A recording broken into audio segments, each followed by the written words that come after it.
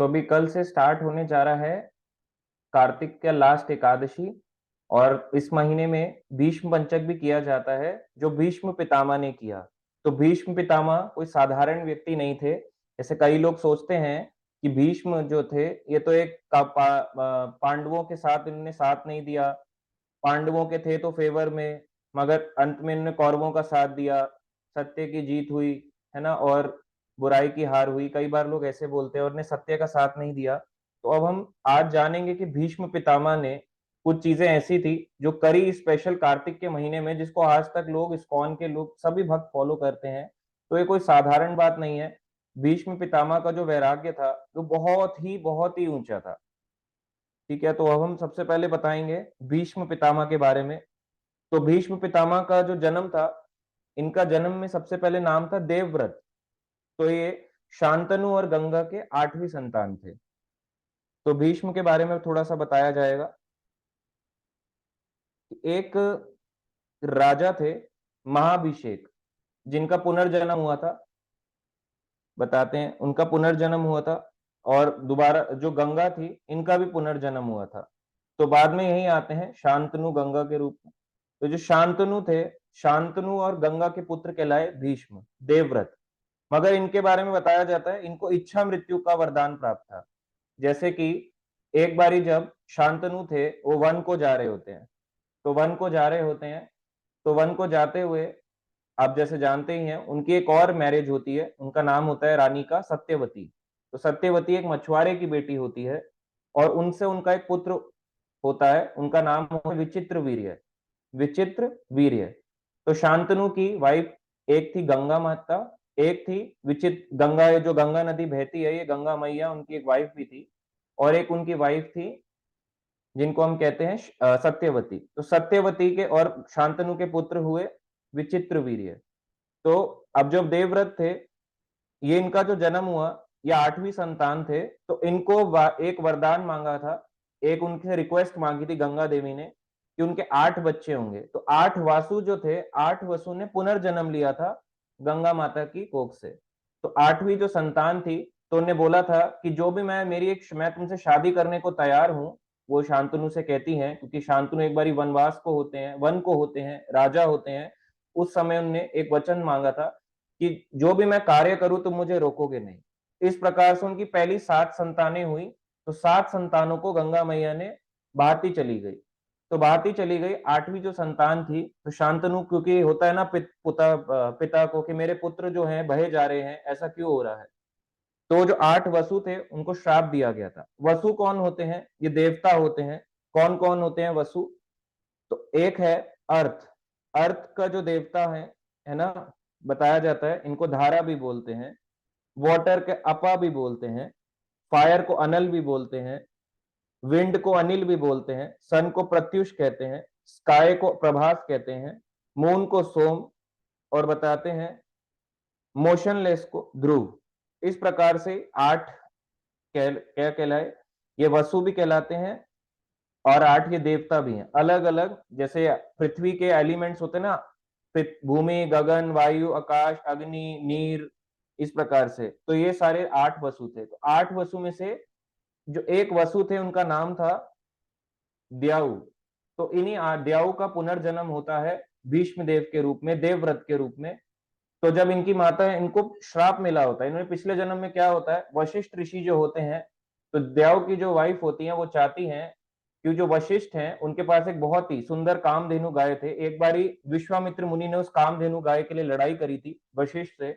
और वशिष्ठ जो थे, उन्होंने अपना ब्राह्मण, जिसको कहते हैं ना, ब्राह्मण कभी हिंसा नहीं करता, मगर उनको हिंसा करनी पड़ी। क्यों? क्योंकि विश्वामित्र मुनि चाहते थे, रामायण में आता है कि वो चाहते थे कि अगर ये गाय मेरे पास होगी तो मैं कुछ भी इससे मांग सकता हूँ, अपनी इच्छाएं पूर्ति कर सकता हूँ। इस प्रकार से बाद में जीत वशिष्ठ की ही होती है। तो विश्वामित्र भी इस प्रकार से वशिष्ठ जी की तरह ऋषि बनना चाहते थे, और बाद में अपना संसार को, यानी कि अपना समाज, अपना राजा का पद को त्याग करके वो भी वशिष्ठ की तरह भगवान के भक्त बनते हैं। और उनके लिए ही फिर भगवान उनके किसके रूप में आते हैं? डिसाइपल, शिष्य के रूप में आते हैं भगवान राम, विश्वामित्र मुनि के लिए। तो बताया जाता है जो वशिष्ठ मुनि थे, जो उस समय त्रेता युग में थे, तो वही वशिष्ठ मुनि को देख के जो एक यज्ञ कर रहे थे, तो उसमें बताया जा रहा था कि एक गाय को उस यज्ञ के लिए दिया जाएगा। तो जब यज्ञ की जो बलि चढ़ाई जाएगी, वो बलि ऐसे नहीं होती थी कि मारा, काटा और खा लिया। उस गाय को अग्नि में प्रवेश करा के उसको एक मनुष्य का रूप दिया जाएगा, ताकि वो अपनी भक्ति को आगे कैरी फॉरवर्ड कर सके, क्योंकि मनुष्य के जीवन में भक्ति करना आसान होता है कंपैरिजन टू अदर जो भी हमारी योनियां होती हैं, स्पीशीज होती हैं। तो उस समय जो द्याऊ या प्रभास जो थे, इनकी जो वाइफ थी, वो चाहती थी कि ये गाय हमारे पास हो। तो वो वशिष्ठ की गाय को आठों वसु जाते हैं और उसको चुरा के ले आते हैं। तो वशिष्ठ उनको श्राप देते हैं, अगले जन्म में तुम अपनी माता द्वारा मारे जाओगे। तो जो इनमें से बताया जाता है कि अब जो 7 वसु थे, उनको तो गंगा ने बहा दिया था, क्योंकि उनको श्राप मिला था, तो गंगा बहाती चली गई। गंगा भगवान के चरणों से बहती हुई आती है, कभी जो भगवान की लीलाएं हैं उसको संपन्न करती है। भगवान गंगा में आप देखते हैं, चैतन्य महाप्रभु गंगा में जाया करते थे। बंगाल की जो यहाँ से बहती हुई आती है, गंगोत्री से उत्तराखंड, उत्तराखंड से आगे आगे बढ़ते हुए बिहार से होते हुए बंगाल को जाती है और जाके समुद्र में मिल जाती है। यही गंगा में चैतन्य महाप्रभु भी स्नान किया करते थे। तो ये गंगा जो है, इस 7 वसु जो थे ये तो पास अवे हो गए। जो 8वें वसु थे, इनका नाम कहलाया देवव्रत। जब इनका पुनर्जन्म होता है, तो उनको बहाने ही जा रही होती है, तो उसी समय शांतनु जो होते हैं, अपने पुत्र, करुणा आ जाती है, दया आ जाती है, तो वो कहते हैं इन्हें मत बहाओ। क्यों मत बहाओ? क्योंकि अपने उनके पुत्र हैं। तो क्योंकि गंगा ने उनसे रिक्वेस्ट करी थी कि जो भी मैं कार्य करूं आप मुझे कभी मना नहीं करेंगे, तो क्योंकि शांतनु ने रोका, तो गंगा वहां से चली जाती है। इस तरह से अपने गंगा अपने पुत्र को लेके जाती है, उसको बहाती नहीं है, क्योंकि वो संदेह करते हैं कि ऐसा क्यों कर रही है गंगा। तो वो 32 साल तक वो व्यक्ति जो होता है देवव्रत नाम का, वो जंगलों में ही घुमा फिरता है। इस प्रकार से जब एक बार शांतनु वन को जा रहे थे, तो देखते हैं एक बहुत ही शक्तिशाली व्यक्ति होता है जो शांतनु को चैलेंज करता है। तो शांतनु जो होते हैं उनसे युद्ध करते हैं, और शांतनु को पता चलता है कि मैं इनसे युद्ध हार गया हूं। तो भीष्म किसके शिष्य, देवव्रत वैसे किसके शिष्य होते हैं? बताया जाता है परशुराम जी के। तो कोई साधारण नहीं है, आप देखो कितने शक्तिशाली हैं। परशुराम स्वयं भगवान है ना। केशव धृता भृगुपति रूपा, जय जगदीश हरे, जय जगदीश हरे। तो परशुराम जी के शिष्य कहलाए देवव्रत। तो उन्होंने उनसे शिक्षाएं प्राप्त करी थी और अपने पिता को हरा देते हैं। तो शांतनु जो होते हैं वो समझ जाते हैं कि ये कोई साधारण बालक नहीं है। तो उनसे जब पूछते हैं, तो वो कहते हैं मैं माता गंगा का पुत्र हूँ। तो जब वो गंगा का आह्वान करते हैं, तो उस समय गंगा जी आती है, वो कहती है कि हे शांतनु, ये तुम्हारा और मेरा पुत्र है, इसका नाम है देवव्रत। इस प्रकार से देवव्रत को वो अपने यहाँ राज्य में लेके जाते हैं, हस्तिनापुर। जब शांतनु देवव्रत को हस्तिनापुर लेके आते हैं, दोबारा से जब वन को जाते हैं, अब यही पुरानी वाली स्टोरी आ जाती है, कथा आती है कि वो एक बार दोबारा वन को होते हैं, उसमें जाते हैं। क्योंकि राजा का कर्तव्य क्या होता है, वो हिंसा करने के लिए नहीं जाता था कि एनिमल किलिंग के लिए जाता था, क्योंकि उसको एक अपोनेंट चाहिए होता था। और जो हिंसक जानवर होते थे, वो छोटे मोटे जानवरों को मारा करते थे। तो ऐसे हिंसक जानवरों के प्रति अपनी जो बहादुरी है, अपना जो स्किल है, उसको टेस्ट करने के लिए रेगुलर बेसिस पे जाया करते थे हंटिंग के लिए। तो जब वो जा रहे होते हैं, उसी समय मछुआरे की एक बेटी होती है जिनका नाम होता है सत्यवती। तो वो एक अलग कथा है। उसके बाद उनका उनसे विवाह हो जाता है। तो सत्यवती चाहती हैं उनका और उनके पुत्र जो होते हैं विचित्र वीर्य, ये हस्तिनापुर के राजा बने। तो इस प्रकार से वचन देने को कहती है। तो शांतनु अब सोचते हैं कि मैं क्या करूंगा, अगर यदि ये बात देवव्रत को पता चल गई, तो देवव्रत तो को बहुत बुरा लगेगा और वो मेरे हस्तिनापुर का त्याग कर देगा। तो वो बता नहीं पाते हैं। तो एक बार वापस अपने हस्तिनापुर को आते हैं। शांतनु को बहुत ही बुरा लगता है कि ये मैंने क्या करा, मैंने ऐसा वचन दे दिया जो मैं पूरा नहीं कर सकता। मैं किसकी सुनूं, सत्यवती की मानूं या फिर देवव्रत को राजा बनाओ? तो देवव्रत और चुप्पी नहीं सहन कर पाते पिता की। वो जाते हैं माता सत्यवती के पास, उनकी रिक्वेस्ट को सुनते हैं। तो जैसे ही उनकी रिक्वेस्ट को सुनते हैं, तो वो ये कहते हैं कि मैं ये बात का प्रण लेता हूं कि मैं आजीवन ब्रह्मचारी बन के रहूंगा, और इस जीवन में पूरा जीवन हस्तिनापुर का सेवक बन के रहूंगा। इसी कारण से वो सेवक बन के रहे और पूरी लाइफ टाइम ब्रह्मचारी बन के रहे। कोई हम में से रह सकता है? सोच के देखो, अगर आज के समय में किसी को बोला जाए कि तुम्हारे सौतेले भाई को या तुम्हारे छोटे भाई को या तुम्हारे बड़े भाई को प्रॉपर्टी का नाम दिया जा रहा है, सारा पैसा उसका, तुम जो हो यहाँ के सेवक बन के रहो, कितने लोग हैं जो बोलेंगे हाँ हाँ मैं सेवक बनने को तैयार हूँ? एक भी नहीं रहेगा। देखना अभी मार धाड़ हो जाएगी सबके बीच में। अगर उन्होंने बोला मैं ब्रह्मचारी भी बनूंगा, मैं शादी नहीं करूंगा, भाई मेरी संतान होगी तो वो लड़ेगी ना, मैं संतान ही नहीं उत्पन्न करूंगा, मैं ब्रह्मचारी बन के रहूंगा और मैं चाहूंगा कि मैं यहाँ पे सेवक बन के रहूं। तो इस वचन को निभाने के लिए भीष्म पितामह ने कौरवों का साथ दिया। लोग कहते हैं क्यों साथ दिया, इसलिए साथ दिया। और बताया जाता है भीष्म के पास, क्योंकि जब उन्होंने ये प्रतिज्ञा करी, भीष्म ने, जो देवव्रत ने ऐसी प्रतिज्ञा करी, तो शांतनु आते हैं, शांतनु को पता चल जाता है, तो शांतनु आते हैं, तो वो भीष्म की देवव्रत की प्रतिज्ञा देख के कहते हैं कि तुम्हारे जैसी प्रतिज्ञा आज तक किसी ने नहीं ली, इसलिए उनको नाम प्रदान करते हैं भीष्म। तो इस प्रकार से शांतनु द्वारा ये नाम उनको देवव्रत को प्रदान किया भीष्म। पितामह उन्हें इसलिए बोला गया क्योंकि पांडवों के और कौरवों के वो पितामह यानी दादा, आप कैसे बोलेंगे, उनके दादा हुए, तो दादा को पितामह कहते हैं, या परदादा को भी पड़ पितामह ऐसे करके कहते हैं, तो इसलिए उनका नाम पड़ा भीष्म पितामह। तो बताते हैं 12 महाजन, इनकी काउंटिंग किसमें होती है, 12 महाजन, जिसमें यमराज जी और कौन, चतुर कुमार, शिव जी, ब्रह्मा जी, ऐसे महान महान भक्त आते हैं, उनकी कैटेगरी में नारद मुनि, उनकी कैटेगरी में इनको गिना जाता है। तो बताया जाता है ये कोई साधारण व्यक्ति नहीं है। सोचो जिनका गुणगान 12 महाजन, भागवतम कहता है कि इनका गुणगान शिव जी ब्रह्मा जी जैसे देवताओं के साथ इनको रखा गया है, तो ये कोई साधारण नहीं है। सेम प्रहलाद महाराज भी थे इस प्रकार से, बिल्कुल ठीक। तो इस प्रकार से 12 महाजन है, उनकी गिनती में है, तो कितने, सोचो कितने ऊंचे भक्त होंगे, और इनको इच्छा मृत्यु का वरदान होता है। तो जो भीष्म पितामह की उम्र होती है, ये बहुत उम्र होती है, 500 ईयर से भी प्लस की होती है। तो इसी समय जब ये कुरुक्षेत्र में युद्ध चल रहा था, महाभारत का युद्ध चलता है 18 दिन तक, तो कितने दिन युद्ध चलता है, कई लोग कहते हैं 2 दिन, 4 दिन, 5 दिन, कितने दिन चला, 18 डेज का युद्ध चला, मेनली 18 डेज का युद्ध चला। तो 18 डेज के इस युद्ध में जब भीष्म पितामह थे तो ये बाणों की शैया में लेटे थे। ऐसा क्यों हुआ, बताते हैं कि अर्जुन जो होते हैं, ये भागवतम में ही आता है, पहला स्कंद 9वां अध्याय, फर्स्ट कैंटो 9 चैप्टर, आप पढ़ सकते हैं। उसमें लिखा है कि भगवान श्री कृष्ण की उपस्थिति में भीष्म देव का देह त्याग, वो चाहते थे कि मैं भगवान कृष्ण की उपस्थिति में अपना देह का त्याग करूं, क्योंकि इच्छा मृत्यु का वरदान है ना। अब इसमें मान लो यदि वो कौरवों का पक्ष को छोड़ के कहां आ जाते, पांडवों के पक्ष में, तो क्या भगवान के सामने देह त्याग होता, भगवान कहता सारे तो इन्होंने खुद ही संभाल लिया, मेरी क्या जरूरत, इसलिए अपोजिशन में रहे, ताकि मेरी प्रतिज्ञा भी हो जाए और मेरी इच्छा मृत्यु का वरदान भी पूरा हो जाए। देखिए प्रतिज्ञा कितनी स्ट्रांग है। कई बार लोग बोलते हैं कि द्रौपदी के चीर हरण को उन्होंने क्यों नहीं रोका, इसलिए नहीं रोका, उनकी प्रतिज्ञा रुक जाती ना। प्लस अगर वो रोक देते, मान लो अगर वो रोक देते, तो एक का चीर हरण जो रुका, उसमें भगवान ने उनकी रक्षा भी तो करी। भगवान ने ये भी तो प्रूव करा कि भगवान वस्त्र अवतार लेके भी आ सकते हैं, भगवान की शक्ति लिमिट नहीं है। भगवान वस्त्र अवतार लेके आए, दुशासन खींचता रहा जब तक उसके कंधों में पूरा बाइसेप्स का, ट्राइसेप्स का जोर लगा लिया, शोल्डर का जोर लगा लिया, और ऐसे करके खींचता रहा। जो एक्सरसाइज होती है वन आर्म डंबल रो की तरह, इस तरह से ऐसे ऐसे मारते हैं ना वन आर्म डंबल रो, जो लड़के करते हैं सभी, तो इस तरह से जब खींचता रहा, जब हाथ उसके शोल्डर पूरे थक गए, तो दुशासन ने भी हार मान ली, तो भगवान ने वस्त्र अवतार लेके रक्षा करी। द्रौपदी के साथ ऐसा क्यों होता है, क्योंकि वो पुरुषोत्तम अधिक मास का पालन नहीं करती। दुर्वासा मुनि के कहने पे भी वो इस बात को रिजेक्ट करती है, क्योंकि दुर्वासा मुनि ग्लोरीफाई करते हैं कि तुम्हें अधिक मास रखना चाहिए। जैसे इस अधिक मास आया, बहुत भक्तों ने रखा जिन्हें पता था, जिन्हें नहीं पता था नेक्स्ट टाइम वो रखें, हर 3 साल बाद आता है, फिर से आप रखने का आपको मौका मिलेगा। तो ऐसे ही बताया जाता है कई बार भक्तों को, भक्त कहता है मैं क्यों रखूं।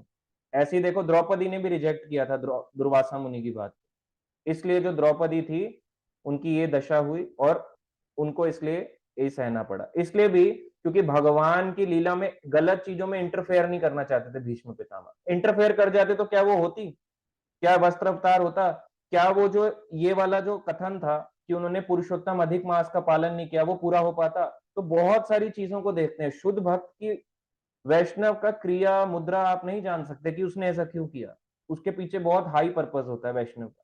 प्रभुपाद जी बाहर क्यों गए, यहीं कर लेते इंडिया में प्रचार, अरे आपको पता है 70 साल तक प्रचार किया उन्होंने, तो ऐसे कई लोग बोलते हैं।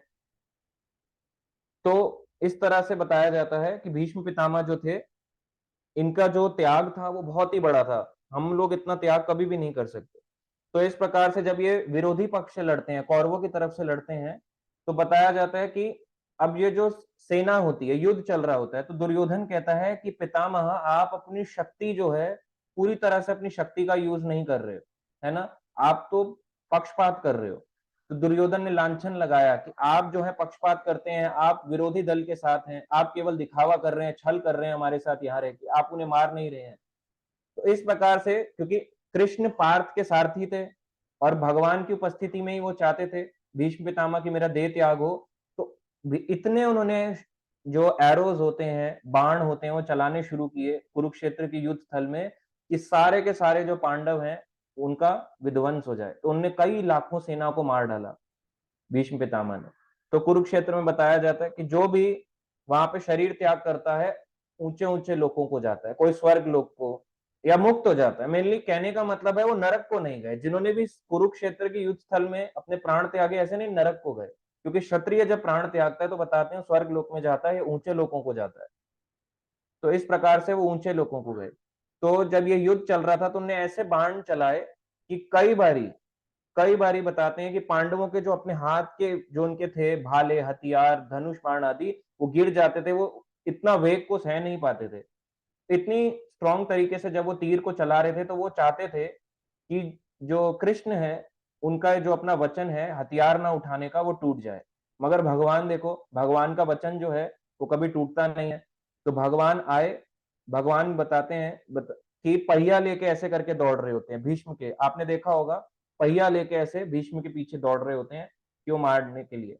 तो ऐसा क्यों करते हैं? क्योंकि भीष्म की ऐसी इच्छा थी कि कृष्ण को इस रूप में देखें। क्योंकि जो भीष्म के तीर थे जो भगवान को लगते थे, ऐसे तो लगता था रक्त बह रहा है, मगर भीष्म को ऐसा लगता था कि भगवान ने उसको, जो वहां पे उनके जहां से रक्त निकल रहा है, तो उनसे वो रक्त ना दिख के दिव्यता दिखती थी भगवान की, कि भगवान की एक ऐसी लीला है जो और कहीं नहीं देखी गई। उन्हें हमेशा ऐसा लगता था कि भगवान के ऊपर पुष्प वृष्टि हो रही है, जब मैं अपने तीर चला रहा हूं तो भगवान के ऊपर ऐसा लग रहा है पुष्प गिर रहे हैं, भगवान को ऐसे ऐसे करके पुष्प डाले जा रहे हैं। तो भगवान को पुष्प की तरह लगते थे, क्योंकि भगवान को क्या तीर मार सकता है?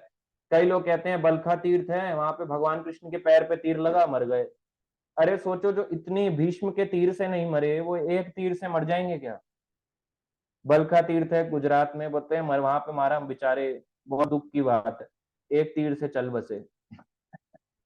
सोचो, तो ब्रह्मांड ऐसे करके चला रहा है ना, आपके दिलों में परमात्मा रूप में बैठा हुआ है, हर चीज को नोटिस कर रहा है, कीड़े, बैक्टीरिया, कोरोना वायरस, मनुष्य, हाथी, चींटी, सबके अंदर परमात्मा रूप में है। क्या वो एक तीर से मर सकता है?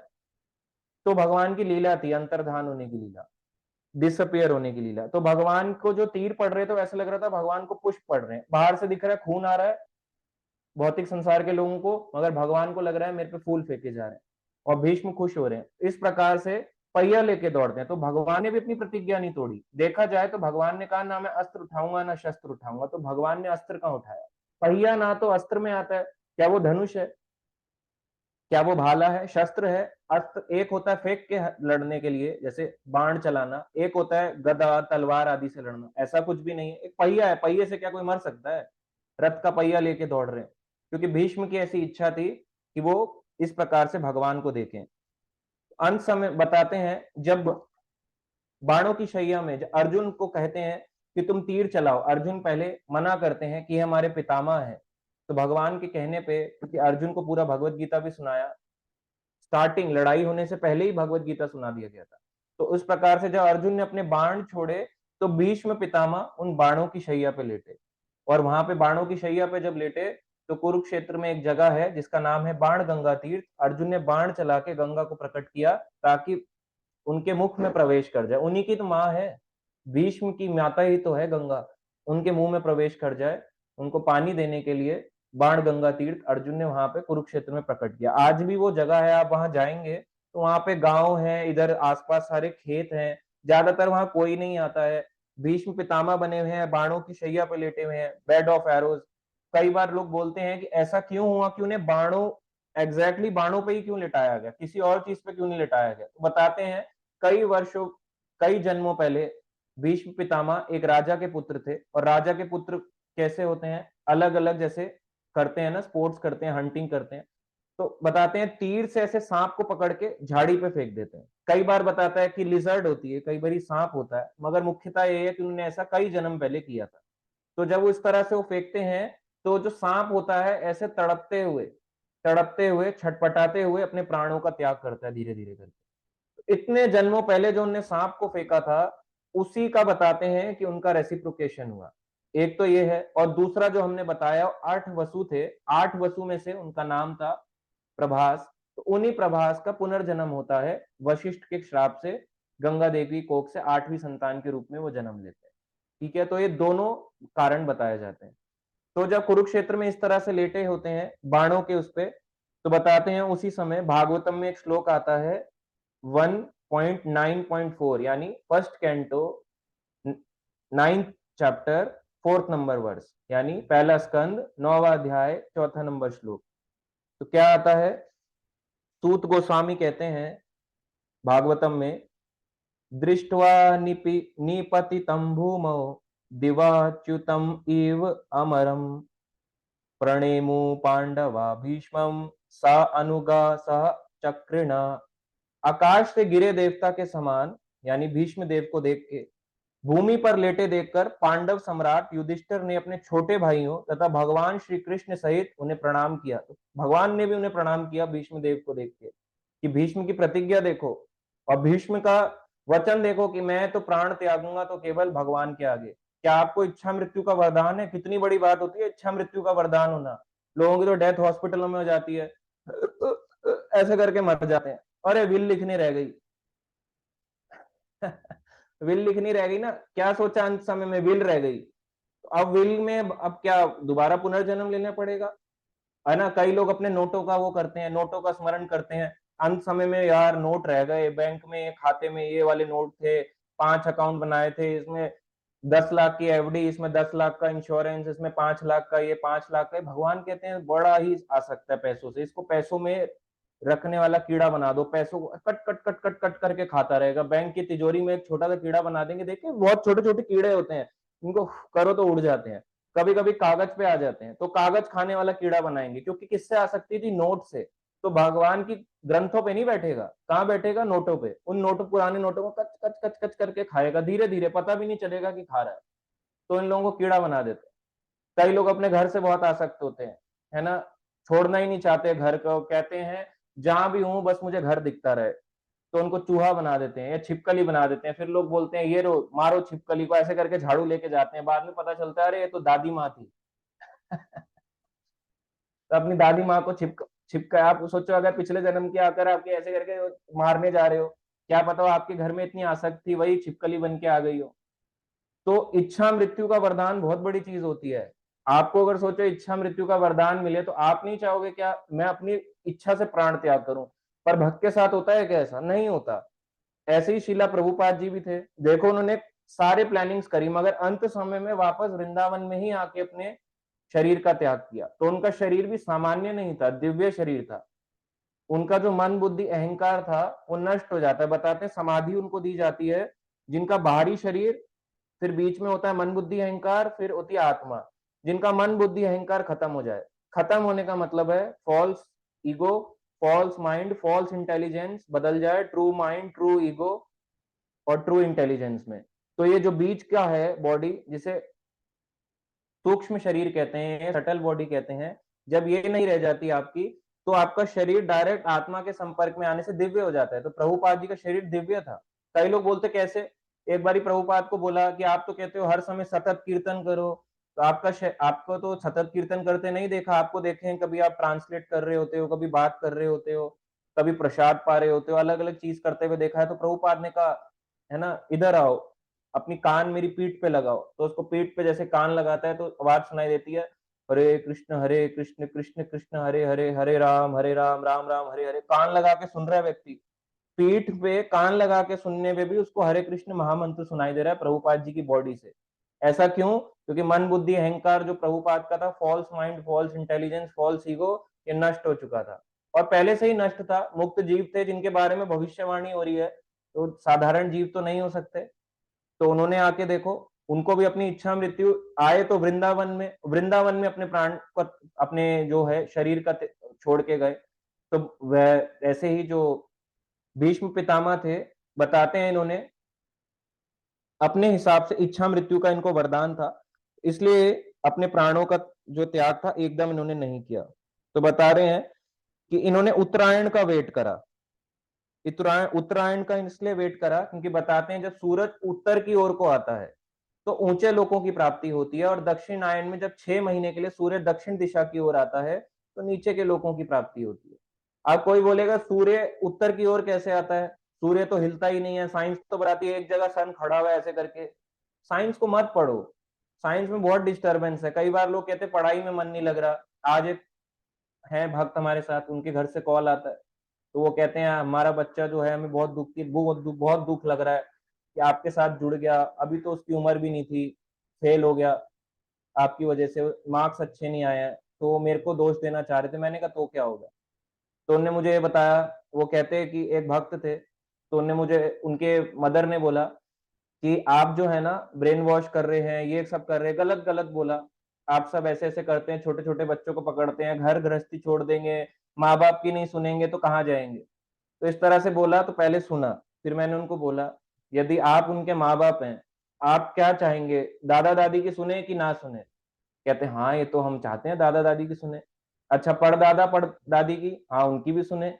तो फिर मैंने कहा पढ़ दादा की, कह रहे हाँ। तो मैंने कहा भगवान ने भगवत गीता के 14वें अध्याय 14 चैप्टर 4 नंबर, चौथे नंबर श्लोक में कहा है, अहम बीज प्रदा पिता, मैं बीज प्रदान करने वाला पिता हूँ। जो परम पिता है, परम पिता आज्ञा कर रहा है भक्त बनो, तो हम थोड़ा ना बोल रहे, परम पिता बोल रहा है, आप जाओ उनको बोल सकते हो।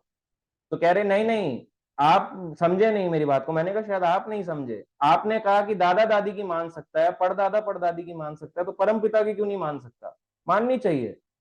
तो ऐसे लोग दोष देते हैं, फिर कहते हैं इसी तरीके से कि आप जो हैं उनको अच्छा गाइड कर पाएंगे, आप उनको समझाएं। इस प्रकार से फिर हमसे हाथ भी जोड़ते हैं। तो ऐसे ही जो लोग होते हैं वो सोचते हैं साइंस क्या पढ़ाता है, ड्राई नॉलेज है ना, इसलिए बच्चों का पढ़ने का मन नहीं करता। नंबर ना कम आने का रीजन ही यही है, ड्राई नॉलेज है। आप क्या सूखे ज्ञान का क्या करोगे। अब जो ये जो ज्ञान है, ये बताते हैं मिश्री की तरह है, यहाँ से खाओ, चाहे लेफ्ट से खाओ, ऊपर से खाओ, नीचे से खाओ, इसका टेस्ट मीठा ही आएगा, जो भगवान का भागवत का ज्ञान है। और आप ड्राई नॉलेज लोगे, सन एक जगह पे है, ऐसे 9 प्लेनेट चक्कर लगा रहे हैं पागलों की तरह, उनके पास कुछ काम नहीं होता, ऐसे वो चक्कर लगाते रहते हैं, सन खड़ा हुआ है बीच में उनको देख रहा है, और भाई कैसे हो तुम, चक्कर लगा रहे हो। तो ऐसे इतनी ड्राई नॉलेज है ना, तो कुछ सीखने का ही मन नहीं करता। अब जब पता चलता है अच्छा सन की भी रोटेशन होती है, हाँ होती है, सन भी रोटेट होता है। सन जो है जब उत्तर की ओर आता है तो उत्तरायण, दक्षिण की ओर आता है तो दक्षिणायन। 6 महीने उत्तर की ओर रहता है, 6 महीने दक्षिण की ओर साल में। उत्तरायण का वेट कर रहे थे कि ऊपर के लोगों को जाए, हालांकि ये भीष्म पितामह जो है ये ऊपर के लोगों की जाने की नहीं सोच रहे थे, पर क्योंकि जो भक्त होता है वो संसार भर के लोगों को भी शिक्षा देके जाता है कि उत्तरायण में यदि कोई प्राण त्याग करता है तो ऊपर के लोग मिल जाते। तो वो चाहते ही थे उस समय भगवान मेरे सामने रहे, भगवान कृष्ण पार्थ सारथी के रूप में रहे, चतुर्भुज नारायण के रूप में, पार्थ सारथी के रूप में मेरे को यहाँ पे दर्शन दे। तो इस प्रकार से उन्होंने वहां पे पांडवों को उपदेश दिया। सोचो कोई बेड पे लेटा हुआ है, एरो ऑफ बेड्स, बाणों की शैया पे कोई लेट के क्या उपदेश दे सकता है। आप अगर ऐसे बीमार हो, ऐसे लेटे हुए हो, है ना, और लेटे लेटे अगर आप सोच के देखो एक बारी, आपके यहाँ पे ऐसे करके यहाँ पे वो क्या कहते हैं ऑक्सीजन मास्क लगा हुआ है, वेंटिलेटर, बहुत बुरा हालत है, आईसीयू, वेंटिलेटर की तो बात ही छोड़ दो, आईसीयू में हो, यहाँ पे आपके 2-3 ऐसे करके वो नोजल होता है, क्या कहते हैं उसको, जो नोजल होता है, यहाँ पे आपको वो चढ़ रहा है, ब्लड चढ़ रहा है, सैलिन सलाइन चढ़ रहा है, और क्या कहते हैं उसको, ग्लूकोज वगैरह सब चीजें चढ़ रही हैं दोनों हाथों में, पेशेंट ऐसा लेता हुआ है और बोल रहा हो, है ना। आपने कभी उपदेश देते हुए सुना है, कुछ नहीं बात करेगा, ऐसे बोलेगा तुम ठीक हो, है, जॉब कैसी चल रही है। मरते समय में व्यक्ति यही बोलता है जॉब कैसी चल रही है, तुम्हारी तबीयत कैसी है, कि कहीं पे पर ऐसे उपदेश नहीं दिए जाते। ये केवल हमारे साथ ही होता है उल्टी सीधी चीजें, क्योंकि हमने पढ़े लिखे होते नहीं, अंतिम समय में कुछ पता नहीं क्या बोलना है क्या करना है, तो यही सब पूछते रहते हैं, जॉब कैसी है बेटा, तुम कैसे हो, बच्चे कैसे हैं। आईसीयू में भी बंदा ये पूछता है बच्चे कैसे हैं, तुम कैसे हो। उनको आधे घंटे का टाइम दिया था ना, मिलने दिया जाता है, चलो इनसे मिलाओ, तो लोग अपना टाइम खराब करते हैं वहां पे जाके भी। क्यों? क्योंकि जो व्यक्ति है वो तो भगवान की भक्ति कभी सीखा नहीं ना। अब शायद एंड टाइम पे बोल दे भगवान का नाम तो भी शायद उद्धार हो जाए, पर उस समय क्या होता है, नाम नहीं आ पाएगा। उस समय उसको कहाँ आएगा जब उसने पूरी जिंदगी नहीं सीखा। तो भीष्म पितामह ने तो पूरी जिंदगी भक्ति करी, पूरी जिंदगी भगवान की भक्ति में रत रहे, और अंत समय में अपनी इच्छा के अनुसार बैटल फील्ड में अपने प्राण त्यागे। तो कई लोग जो कहते हैं ना कि जो भक्तों की मृत्यु होती है बहुत कष्टदायक होती है, संसारी मृत्यु बहुत अच्छी होती है। देखो कितने आराम से मर जाते हैं, सुबह रात को सोए, सुबह उठे नहीं और बोले अरे दादाजी चल बसे, कितनी अच्छी मृत्यु है, ये बहुत अच्छी मृत्यु है। मूर्खता है ना, ये तो रात को सो के सुबह मर गया, क्या इसमें महान काम करा बताना। जब बता रहे हैं भीष्म बाणों की शैया पे लेटे थे तो पांडव आए, स्वयं भगवान कृष्ण आए, उन्हें प्रणाम किया, अनेक अनेक ऋषि मुनि आए, नारद मुनि आए, स्वयं भगवान के शक्त्यावेश अवतार वेद व्यास जी आए, धौम्य ऋषि, पर्वत ऋषि, भद्र ऋषि, बृहदश्व ऋषि, भारद्वाज ऋषि, परशुराम जी, उनके और उनके शिष्य वशिष्ठ, त्रित, गृत्समद, असित, कक्षीवान, गौतम, अत्रि, कौशिक, सुदर्शन जैसे सभी ऋषि वहां पे उपस्थित थे। सोचो कितने महान महान भक्त एक भक्त के लिए आए हैं। एक भक्त का सबसे बड़ा है ना, प्रभुपाद जी ने पूरी लाइफ में अपनी टीचिंग्स दी, एंड टाइम पे सिखाया कि अंत समय में जब शरीर छोड़ने का समय आता है तो कैसे अपने शरीर को छोड़ा जाता है। तो उनने इस तरह से टीचिंग दी प्रभुपाद ने एंड टाइम तक अपने लाइफ। ऐसे ही तो प्रभुपाद जी के टाइम पे कई भक्त थे, तो भक्त को ऐसा ही होना चाहिए, क्या मांगना चाहिए कि जिस टाइम मेरी मृत्यु आए ना, उस समय मेरे आसपास सारे के सारे भक्त हों। ऐसा ना हो कि मैं अकेला यहाँ पे पड़ा हुआ हूँ, मेरे को कोई देखने नहीं आ रहा है ना, मुझे बाहर से ऐसे करके शीशे से ऐसे करके देख रहे हैं वेंटिलेटर से। भक्त चाहता है मेरे आसपास भक्त बैठे हों और वहां पे हरे कृष्ण महामंत्र का कीर्तन कर रहे हो, रो भी रहे हो तो कीर्तन कर रहे हो, हरे कृष्णा कृष्ण कृष्ण हरे हरे, हरे रामो हरे रामो, रामो रामो हरे हरे। ये भक्त का एटीट्यूड होना चाहिए। ये थोड़ा ना मर गए ऐसे ही शरीर छोड़ दिया कहीं भी मर जाऊं।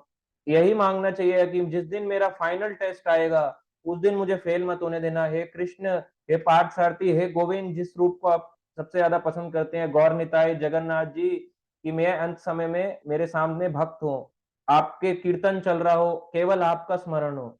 इस प्रकार से भीष्म पितामह ने भी अंत समय में अपनी यही शिक्षा दी। तो जब वहां पे होते हैं तो वो पांडवों को कई प्रकार के उपदेश भी देते हैं। अभी हम उन उपदेशों में नहीं जाएंगे क्योंकि वो बहुत सारे उपदेश उन्होंने दिए। तो भीष्म आगे कहते हैं, तो हम उसको लेंगे सबसे पहले।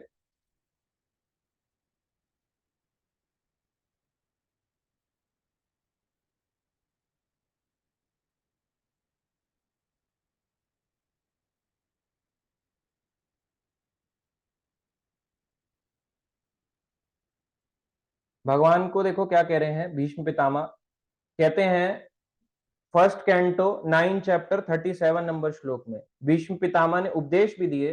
अब भगवान कृष्ण को क्या कहते हैं कि मेरी इच्छा को पूरी करते हुए अपनी प्रतिज्ञा तोड़कर वे रथ से नीचे उतर जाएं। कौन? भगवान कृष्ण को कह रहे हैं अपनी प्रतिज्ञा को तोड़कर रथ से नीचे उतर आए, उनका उसका पहिया उठा लिया और तेजी से मेरी ओर दौड़े। तो भगवान कृष्ण ने रथ का पहिया उठा लिया और तेजी से मेरी ओर दौड़े।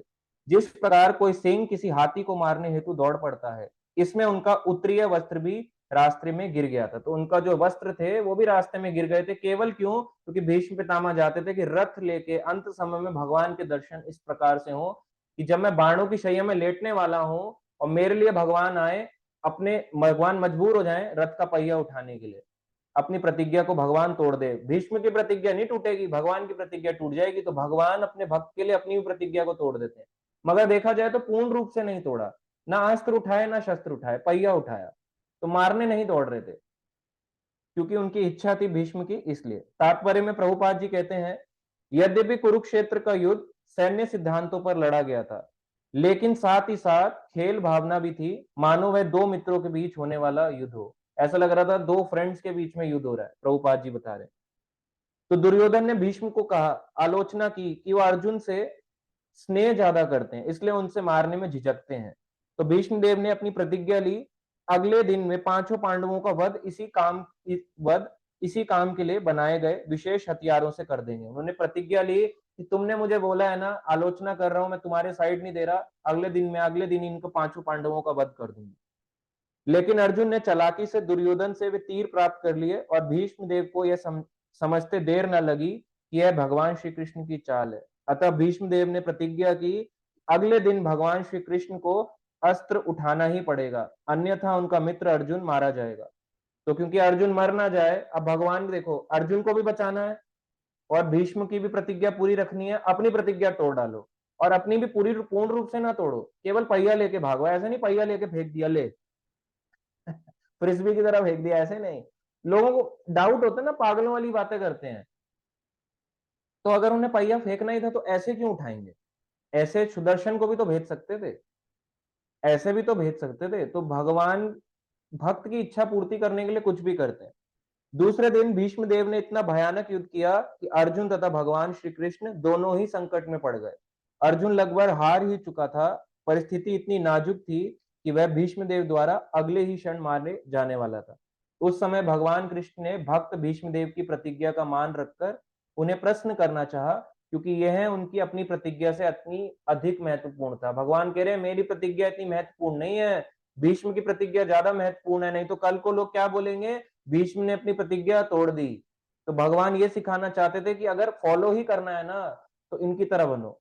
अब कई लोग कहते हैं कि गृहस्थ लाइफ में तो बहुत खराब है ना, गृहस्थ लाइफ कितनी खराब है, स्त्री तो माया जैसी होती है। माया माया माया माया माया बताएंगे स्त्री को, स्त्री को माया बोला गया है। अरे आप भी तो माया से कम बढ़ के थोड़ा ना हो, अपने बाल खड़े करके जा रहे हो स्पाइक्स बना के, आप माया आप कह रहे हो मैं माया से कम, आप माया के तो आप तो पूरा माया ही हो पूरे। अगर आप भी तो जा रहे हो, क्यों बाल खड़े करके जा रहे हो? बिठा के चले जाओ, बीच की मांग निकाल लो, उसको ऐसे करके बिठा दो, ऐसे पानी लगा के बिठा के ऐसे चले जाओ। तब भी तो ऐसे खड़े करने हैं ना, इसका मतलब खुद भी माया में है पर दोष देते हैं स्त्री माया है। अरे आप खुद माया में हो मूर्ख। ऊपर से ऐसा लगता है कि उन्होंने अपनी प्रतिज्ञा तोड़ी। उन्होंने कुरुक्षेत्र युद्ध प्रारंभ होने से पूर्व प्रतिज्ञा की थी कि मैं कोई अस्त्र धारण नहीं करूंगा और किसी भी पक्ष के लिए अपने बल का प्रयोग नहीं करूंगा। लेकिन अर्जुन की रक्षा करने हेतु वे रथ से उतरे, रथ का पहिया उठाया और क्रुद्ध होकर भीष्मदेव पर तेजी से इस प्रकार झपटे जैसे सिंह हाथी को मारने झपटता है, जैसे शेर हाथी को मारने जाता है, ऐसी भगवान पहिया लेके दौड़े। इससे रास्ते में उनका अंग वस्त्र गिर गया, जो उन्हें वस्त्र पहने थे ऊपर वो गिर गए और क्रोधवश उन्हें ध्यान भी नहीं था कि उनका उत्तरीय गिर गया है।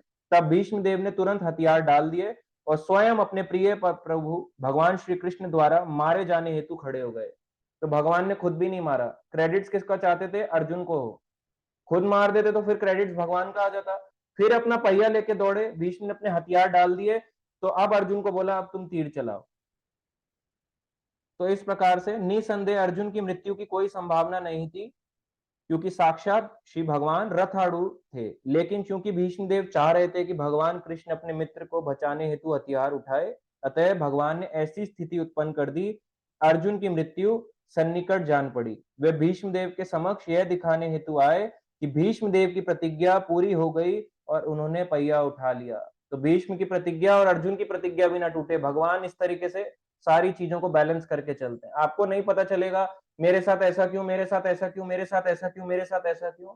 कृष्णास के प्लान को आप ऐसे नहीं जान सकते। अपनी बुद्धि लगाओगे तो कभी भी भगवान की प्लानिंग में सेट नहीं हो पाओगे। यही सोचते रहोगे भगवान गलत थे, भगवान मैं गलत हूँ, भगवान मैं सही हूँ, भगवान गलत।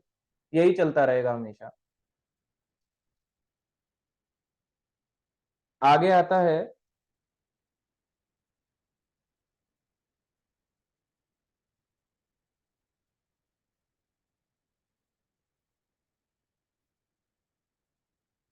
आगे आता है कि अब सूत गोस्वामी बताते हैं 1.9.43 में। देखो अभी हम इसको डिटेल में नहीं जा रहे। तो जब बाणों की शैया में लेटे, उनको उपदेश भी दिए पांडवों को। तो उसी समय 58 डेज के बाद जब उत्तरायण का समय आया, सूत गोस्वामी बताते हैं सूत उवाच कृष्ण एवं भगवती मनः वाक दृष्टि वृत्ति भी आत्मनि आत्मनम आवेश्य सह अंत श्वास उपारमत। शील सूत गोस्वामी ने कहा, इस प्रकार भीष्म देव ने अपना मन, अपनी वाणी, अपनी दृष्टि, अपने कार्य से अपने आप को परमात्मा अर्थात पूर्ण पुरुषोत्तम भगवान श्री कृष्ण में लीन कर दिया। हर चीज को भगवान के ध्यान में लगा दिया, अपना मन को, अपनी वाणी को, क्योंकि अंत समय में भगवान का उपदेश दे रहे थे। ऐसे प्रभुपाद जी के बारे में बताते हैं, ऐसे भीष्म ने उपदेश दिए, प्रभुपाद जी ने भी अपने अंत समय में भीष्म की तरह अपने शिष्यों को उपदेश दिए। अपने मन को, मन सदैव भगवान के चिंतन में रहता था। अपनी दृष्टि सामने भगवान चतुर्भुज पार्थ सारथी के रूप, नारायण रूप में उन्हें दिखाई दे रहे हैं। पांडवों को दो भुजाओं वाले कृष्ण दिख रहे हैं, मगर भीष्म देव को 4 भुजाओं वाले नारायण रूप में दिख रहे हैं, पार्थसारथी रूप में, और अपने सारे कार्यों को परमात्मा अर्थात भगवान श्री कृष्ण के कार्य में लीन कर दिया और शांत हो गए तथा उनकी श्वास रुक गई। और इस प्रकार से वो कहाँ जाते हैं? वैकुंठ धाम को जाते हैं, क्योंकि उनकी भगवान की दास भावना की इच्छा होती है कि मैं हमेशा भगवान का दास हूं। तो भगवान ये 5 डेज उन्होंने कार्तिक के 5 दिन में व्रत किया था, इसलिए इसको कहा गया भीष्म पंचक। तो बताते हैं जो भी महाजनों के फुटस्टेप्स को फॉलो करता है उसे भी भगवान की धाम की प्राप्ति होती है। प्रभुपाद जी कहते हैं खुद अपने आप कितनी भक्ति कर लोगे, मगर यदि आप आचार्य या ग्रेट ग्रेट पर्सनैलिटी या महाजन के दिए गए रास्तों पर चलते हो, आप भी भगवान के धाम को प्राप्त कर सकते हो। अब आता है ये जो भीष्म पंचक है, 5 डेज की फास्टिंग थी, इसमें 1 डे तो एकादशी को होता है, जैसे इस बार 23 नवंबर से लेके 27 नवंबर तक। तो 23 नवंबर को एकादशी है, फिर उसके बाद 24, 25, 26, 27, 24, 25, 26, 27, 4 दिन जो ये नवंबर के हैं, इसमें तो फास्टिंग नहीं होती है। तो भीष्म पितामह ने फास्टिंग क्यों रखी? क्योंकि भीष्म पितामह ने इसलिए रखी भगवान की प्राप्ति के लिए। तो बताते हैं जो कम खाता है, जो कम खाता है वो भगवान का चिंतन ज्यादा अच्छा कर सकता है। भगवान ये नहीं कहते कि मत खाओ आयु पर, ये भी कहते हैं कि कंट्रोल्ड होना चाहिए। भक्त का जो रेगुलेशन होता है ना, हर चीज में रेगुलेट करता है, उसको रेगुलेट करके चलता है। ऐसा नहीं कुछ भी खा लिया, जैसे बोले पिज्जा खा लूं, अरे खा लो पिज्जा, आपको भगवान भक्ति नहीं मिलेगी। खा सकते हो, भगवान नहीं मिलेंगे। अगर भगवान चाहिए तो पिज्जा नहीं। कई लोग कहते हैं डोमिनोज का लेके खा लें, तब तो ठीक है ना, प्याज लहसुन नहीं डलेगा उसमें, उसमें ऐसे करके बोलेंगे हरे कृष्ण हरे, ऐसे करके तुलसी पत्ता ऐसे करके नहीं होगा। ये पिज्जा रखा है, ऐसे छुएंगे कंठी को, ऐसे करेंगे, बोलेंगे हरे कृष्ण कृष्ण कृष्ण हरे हरे, हरे राम राम राम हरे हरे 3 बार बोला, और बोला हे गोविंद मेरी बहुत खराब स्थिति चल रही है, और डोमिनोज का पिज्जा ऐसे करके आहा मुंह में। तो ये स्थिति आप सोच के देखो, आप चाह रहे हो भगवान की प्राप्ति, आपको मिलेगा क्या? कभी नहीं मिलेगा। तो कंट्रोल्ड, अपनी इंद्रियों को जो कंट्रोल नहीं कर पा रहा वो भक्त नहीं बन सकता सही रूप से। तो धीरे धीरे करके ही कंट्रोल होती है, ऐसा नहीं पहले दिन ही कंट्रोल हो जाएंगी या कुछ महीनों में हो जाएंगी, साल भी लग सकता है, जन्म भी लग सकता है, पर प्रयास करना जरूरी है। तो भीष्म जो थे इन्होंने 5 डेज का रखा, इसलिए भीष्म पंचक बनाया जाता है। तो भीष्म पंचक के बारे में बताया जाता है, इसके 3 लेवल होते हैं। भीष्म पंचक के 3 लेवल्स बताए गए। तो सबसे पहला जो लेवल बताया गया भीष्म पंचक का, उसमें बताया जाता है लेवल 1 में, उसको कहते हैं कि पंचगव्य। 5 दिन के फास्ट में केवल पंचगव्य लेना होता है। ये हायर लेवल, बहुत हाई लेवल ऑफ फास्टिंग है, इसको आप फॉलो मत करना, सबके सब धड़ाम से गिरोगे। जल्दी फॉलो मत करना। बताते हैं फर्स्ट डे केवल काउ डंग, यही आपको लेना है। ले सकते हो काउ डंग, पूरा दिन काउ डंग खा लोगे, काउ डंग पे जिंदा रहना है। अगर खाओ, भूख लग गई, पहले तो खाना नहीं है, खाओगे तो केवल काउ डंग। एकादशी के दिन केवल काउ डंग, उससे फास्ट नहीं टूटेगा। आप सोचोगे फास्ट काउ डंग से फास्ट टूट जाता है, नहीं, काउ डंग से फास्ट नहीं टूटता। फर्स्ट डे काउ डंग, गाय गौ मैया का, ये नहीं भैंस का खा लिया, बोले ये भी तो डंग है, किसी का भी डंग खा लोगे क्या? भैंस का बताते हैं, कई लोग कहते हैं ना कि गाय का दूध पिए या भैंस का पिए। तो जो गाय का पीता है वो शांत होता है ना, कोमल हृदय वाला होता है, उसकी वाणी भी मधुर होती है, शांत से बात करता है। और जो बहुत बहस करता है उसको बोलते कि भैंस का दूध पीते हो क्या, बहुत बहस करते हो, तो इसका मतलब भैंस का दूध खूब पीते हैं जो बहुत बहस करता है। तो इसलिए भैंस जो है इसका दूध बताते हैं असुर लोग पीते थे। तो गाय और भैंस दिखती एक जैसी है, मगर भैंस का दूध असुरों के लिए, असुर ऐसे नहीं होते। असुर आपको क्या लगता है कलयुग के असुर कैसे होते हैं? ऐसे ही होते हैं क्या कि केवल जेल वेल लगा के घूमते हैं? ये तो नास्तिक हैं, ये भी हैं असुरों की कैटेगरी में, मगर असुर वो हैं जो भगवान को विश्वास नहीं करता, जिसका सुर भगवान से नहीं मिलता। असुर होते हैं, विद्वान भी होते हैं, नहीं तो बलि महाराज के असुर की योनि में नहीं आए, प्रहलाद असुर कुल में नहीं आए। असुर क्या हिरण्यकश्यप असुर नहीं था? असुर शक्तिशाली भी होते हैं, बुद्धिमान भी होते हैं, वेद भी पढ़ते हैं, सब कुछ करते हैं, मगर तोड़ मरोड़ के अपनी अपनी अपनी चलाते हैं। शास्त्रों को तोड़ मरोड़ के अपने हिसाब से चलाते हैं कि मैं ऐसा कहता हूं, मैं ऐसा चाहता हूं, मैं ऐसा करना चाहता हूं, हर चीज में इसमें लिखा काव डंग, किसी का भी डंग उठा के खा लेंगे। तो ये आसुरिक प्रवृत्ति है, किसी का भी खा लो। तो फिर आप गाय और भैंस के पीछे क्यों? ऊंट का खा लो, कुत्ते का खा लो। जब आपको डंग ही खाना है तो कुछ भी खा लो, आपको डंग से ही मतलब है ना। ये तो आसुरिक प्रवृत्ति है। तो जब यहाँ बोला गया है लेवल 1 फास्टिंग में first day means cow dung, फिर और कुछ नहीं, दूध पी लूं, चाय पी लूं, कुछ नहीं, काउ डंग लिखा है तो काउ डंग। फिर सेकंड डे आता है फर्स्ट लेवल ऑफ फास्टिंग में कि काउ यूरिन, गौमूत्र, आपको पूरा दिन गौमूत्र पीना है, प्यास लगेगी गौमूत्र। फिर ये मत बोलना कड़वा है, ओहो ये क्या हो गया, मैं तो सोच रहा था ताजा मिलेगा, बाद में पता चला गौमूत्र में कई प्रकार के एसिड डले हुए हैं। जब आपको ताजा मिल नहीं सकता, पी क्यों रहे हो? कहीं पता चले गौमूत्र में ऐसा कुछ चीज मिली हुई हो, कुछ ऐसा सब्सटेंस मिला हो, आप तो सोच रहे हो मैं रख रहा हूँ, उसके अंदर से पता चला आप बीमार पड़ गए, इतना गौमूत्र पड़ गए, एक शीशी भर के पी गए, बीमार हो गया कहीं व्यक्ति। क्योंकि आजकल कई सारे उसमें वो डाले जाते हैं, जो भी बाइंडिंग एजेंट या वो जो भी आप कहते हो, उसमें वो होता है ना, जैसे क्या कहते हैं उसको इंग्लिश में, स्टेबिलाईजर या क्या कहते हैं उसको, कुछ ना कुछ डाला जाता है। तो वो सारी चीजें आपके हेल्थ को नुकसान भी कर सकती है, क्योंकि कई टाइम तक पड़ा रहता है ना गौमूत्र, और ओरिजिनलिटी कितनी है वो भी नहीं पता। अब आप कहीं से ले लोगे, हो सकता है गौमूत्र की जगह उसमें क्या क्या चीजें डली हो, आप बीमार पड़ गए, फिर दोष किसी और पे। जो तीसरे दिन बताते हैं लेवल 1 की फास्टिंग में, पूरे दिन केवल काओ मिल्क, केवल काओ का मिल्क, ये नहीं कि Amul tone, mother dairy tone, फिर ये मत बोलना इसका टोन्ड, उसका टोन्ड, उसका फुल क्रीम, डबल टोन्ड, ये वाला है, वो वाला, इस थैली पे गाय बनी है, नहीं बनी है, इसमें भैंस बनी है।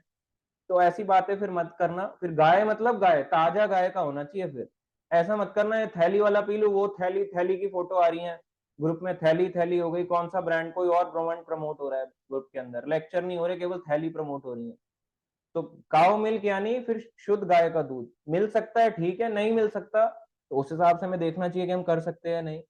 फोर्थ डे में आता है काउ योगर्ट, गाय के दूध की बनी हुई दही।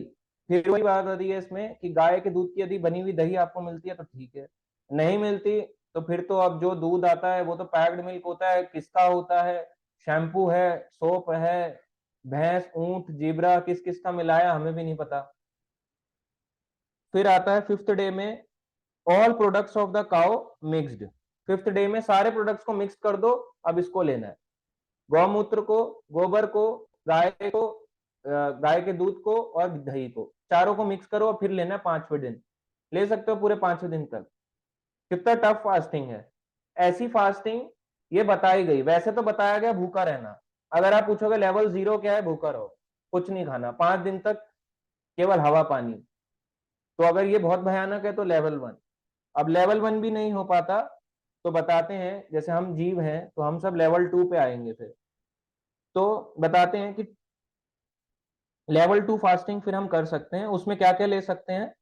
5 दिन तक पोटैटोज, स्वीट पोटैटो, या फिर कुट्टू, पीनट्स और काजू, नट्स, किशमिश, डेट्स हो गए, केला हो गया, मौसम्बी हो गई, ऑरेंज हो गया, एप्पल हो गया, जिसमें कम वो होते हैं, कम बीज वाले फल होते हैं, केला, और जो आपका ये संतरा, और ये जिसमें कम कम बीज होते हैं, अनार में भी ऐसे बीज नहीं होते, तो ये सारी चीजें ले सकते हैं। इसमें ज्यादा बीज होते हैं, पता है गले में चले जाए, तो ऐसे फ्रूट्स भी नहीं लेते लेवल 2 की फास्टिंग।